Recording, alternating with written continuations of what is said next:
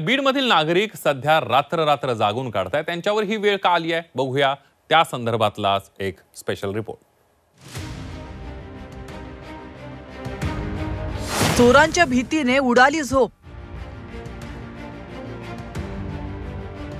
अफवांचं पीक, बीडचे नागरिक भयभीत। जागते रहो, रात्रभर गस्त घालण्याची वेळ। बीड शहरात चोरीच्या अफवा पसरल्यात। चोरांच्या भीतीमुळे लोकांची झोपच उडाली आहे। रात्र जागून गस्त घालण्याची वेळ बीड मधल्या नागरिकांवर आली आहे। त्याचं झालं असं की काही चोरटे रात्री बीडच्या रस्त्यांवर फिरताना सीसीटीव्ही मध्ये चित्रित झाले। गेल्या 15 दिवसांपासून बीड शहरात आणि सोशल मीडियामध्ये याची चर्चा सुरू झाली। परिणामी भीतीचं वातावरण निर्माण झालं, तर नागरिकांनी स्वतःच्या संपत्तीचं रक्षण करण्यासाठी स्वतःच रात्रभर पहारा द्यायला सुरुवात केली। हातात लाठ्या काठ्या आणि शिट्ट्या वाजवत नागरिकच गस्त घालतात।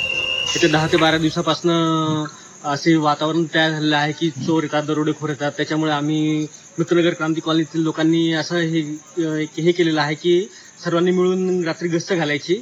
तर त्याच्यामुळे आम्ही 10-12 दिवसापासून 10-12 लोक दररोज रात्री 12 ते सकाळी 4 वाजेपर्यंत गस्त घालत आहे।